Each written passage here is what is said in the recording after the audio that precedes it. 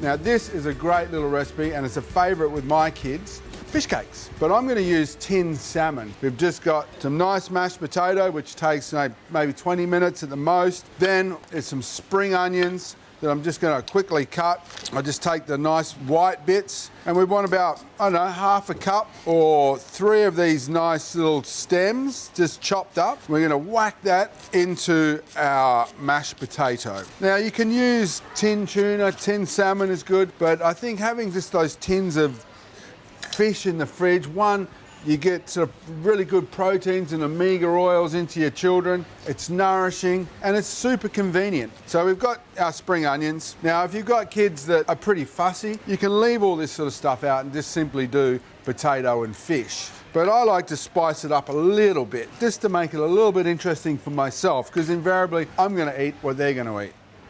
A little bit of dill, which is at the moment I think one of my favourite herbs, and it has been for a while. So potato, dill, spring onion, bit of salt, bit of pepper. And now we're going to take our tinned fish, and you just want to take the fish out with not too much of the liquid. Doesn't matter if you get some in there. One more tin, I think, so you can jam pack these full of fish if you like. My daughter loves to eat just a tinned tuna or tinned salmon just by itself as a little snack. So we're going to mix all this together. Make sure you've got a nice amount of fish in there, and you end up with this lovely mixture. We'll just have a little taste, make sure it's seasoned. Very nice, very nice. I'm happy with that. Now what we're going to do is we're going to crumb them. So we've got our panne station. That's the technical term for everything you need for crumbing. So we've got flour first, then straight eggs. I prefer to use straight eggs because it gives a richer, thicker coating, and it means more breadcrumb will stick to the actual fish cake.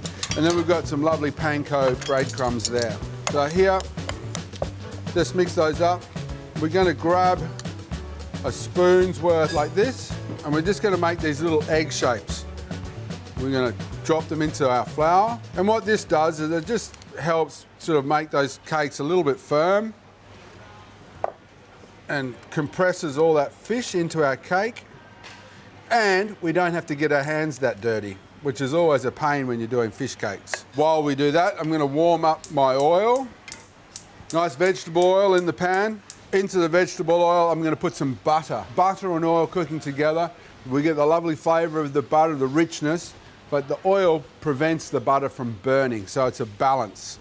Okay, now we just simply roll those in the flour. Make sure they're all coated. Then they go into the egg yolk, or eggs, sorry. We give those a bit of a coat. Using our fork, we'll just turn them over. That way we're kind of stopping our hands from getting all dirty. Give them a flip. Then we pick them up and we chuck them into the breadcrumbs. Drain them first.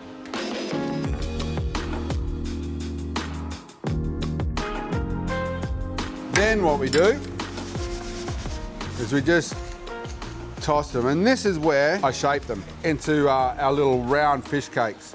That way we're not getting potato and everything all over our hands stay relatively clean, nicely coated, and we just shape them into nice little round cakes. In this process we just repeat until all of our fish cake mixture is used up.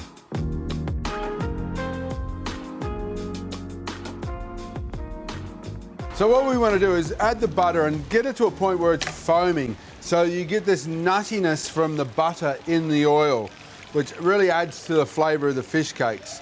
And now we're just going to dump these into the pan, a nice high heat, and we're going to gently fry them until they're golden brown on one side, and then flip them over and continue to cook them until they're golden brown on that side. And by which time they should be perfectly hot through the middle.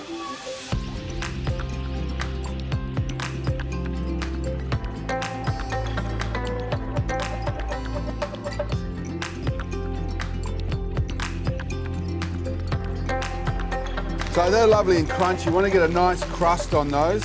So you've got this kind of textural contrast. You've got a nice crunchy external fish cake with a nice soft fluffy potato inside.